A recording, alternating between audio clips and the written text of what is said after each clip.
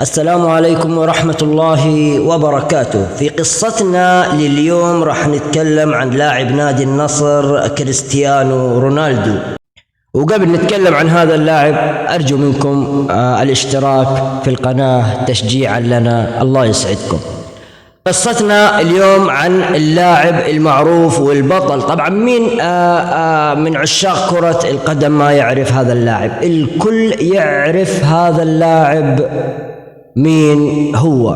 كريستيانو رونالدو. طبعا انتم عارفين انه كريستيانو رونالدو برتقالي، وهو لاعب نادي النصر السعودي حاليا، ويعتبر كريستيانو رونالدو من افضل لعيبة العالم. وحصل كريستيانو رونالدو على 5 كرات ذهبية كأكثر لاعب أوروبي. وكريستيانو رونالدو ولد عام 1900. ولد كريستيانو رونالدو في عام 1985 ميلادي، يعني حاليا عمره 37 سنة، وبالتحديد ولد في مدينة فانشون، وهذه المدينة تقع في وسط جزيرة صغيرة، واسم هذه الجزيرة ماديرا. كان كريستيانو رونالدو هو الطفل الأصغر بين أخوانه، هو كان آخر العنقود. كانوا كريستيانو وأخوانه 4 أولاد، وكانوا يتشاركون نفس غرفة واحدة كانوا يتشاركون فيها. المهم إنه كريستيانو رونالدو كبر ونشأ في وسط حي للطبقة العاملة، يعني ولد كريستيانو رونالدو وهو كان شخص فقير جدا. أبو كريستيانو رونالدو كان يشتغل بستاني، وكان شخص يحب يشرب الكحول بكثرة. وتوفى والد كريستيانو رونالدو بسبب مشاكل في الكلى في عام 2005. وأما بالنسبة لأم كريستيانو رونالدو فاشتغلت كطباخة علشان تقدر تعيش أولادها. وتخيلوا يا جماعة الخير، أم كريستيانو رونالدو هذا اللاعب الكبير لما حملت فيه قررت أمه إنها تنزل هذا الحمل. المهم حاولت أم كريستيانو إنها تنزل كريستيانو بسبب الفقر الشديد اللي هم كانوا فيه، ولكن الطبيب اللي كان مشرف على حالتها رفض إنها تجهض اللي في بطنها. المهم إن أم كريستيانو رضت بالأمر الواقع وطلع كريستيانو.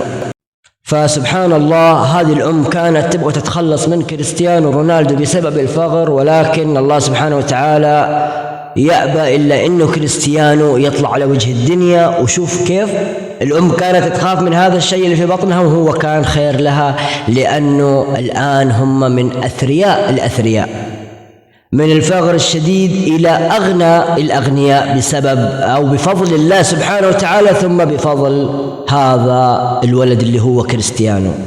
فكريستيانو رونالدو هو بطل عالمي وله مشجعين في كل أنحاء العالم.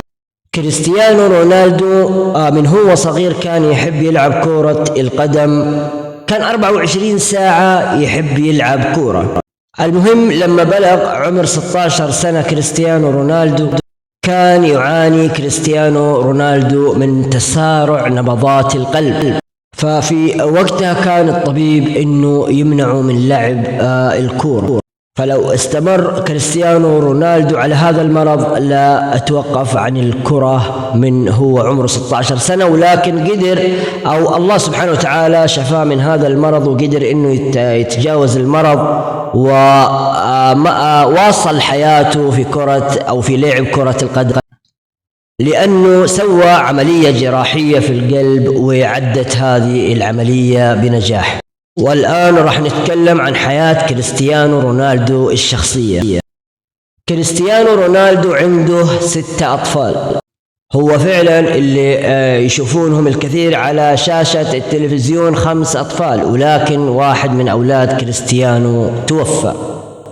وكريستيانو عاش شعور الأب أول مرة في عام 2010، ومع أول طفل له اللي هو جونيور.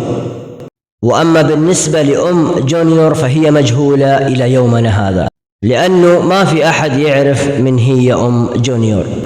كثير طبعا من الناس أو يتوقعون أنه جورجينا هي أم جونيور، ولكن في الحقيقة هي ما هي أم جونيور.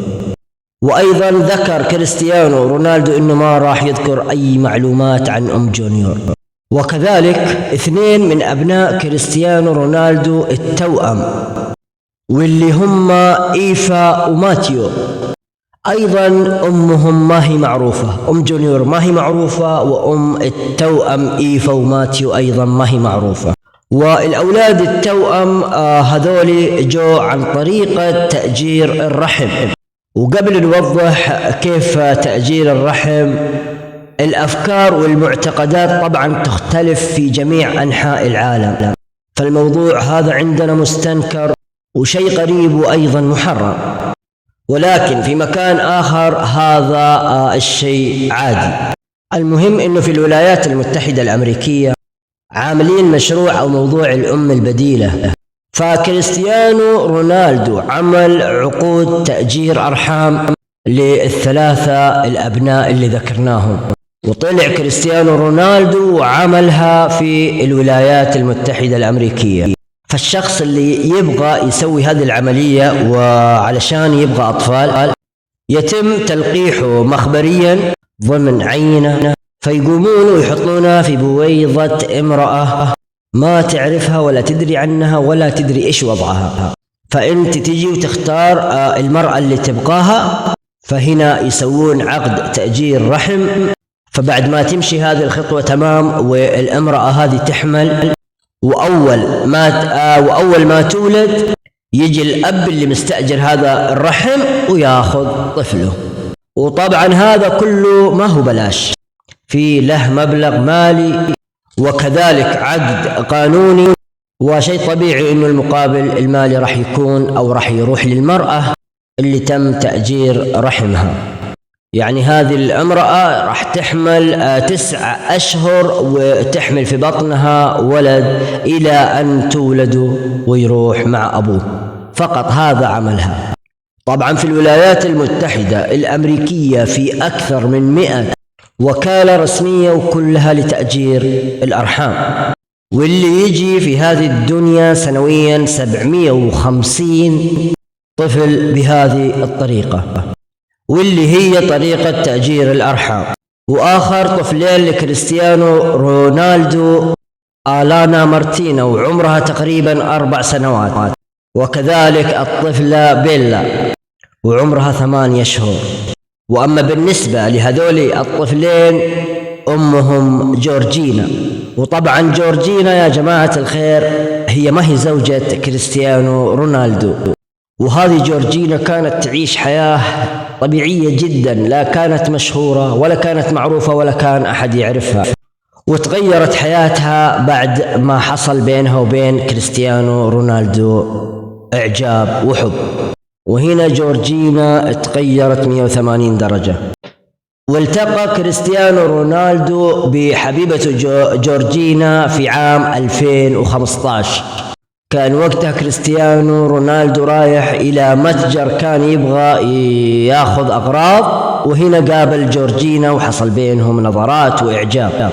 معليش، جورجينا كانت تشتغل في المحل كمساعدة مبيعات، وحصل بينها وبين كريستيانو إعجاب وحب. المهم وكريستيانو ورونالدو شوف بينهم أبناء، وللعلم إنهم ما هم زوجين، يعني ما تزوجوا، يعني كأنه عايش كريستيانو مع صديقته لأنها ليست زوجته.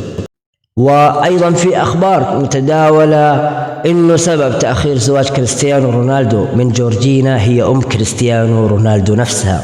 واسم أم كريستيانو رونالدو ماريا دولوريس. وأم كريستيانو سبب تأخيرها لزواج كريستيانو من جورجينا لأنها شاكة في جورجينا إنها داخلة على كريستيانو عن طريق الطمع، أو إنها طمعانة في ثروته، وعلشان كذا أم كريستيانو رافضة إنه يتزوج من جورجينا. وبكذا نكون وصلنا إلى نهاية قصتنا لهذا اليوم. ألقاكم في قصة أخرى بإذن الله تعالى. لا تنسون الاشتراك. الله يسعدكم. في أمان الله. مع السلامة.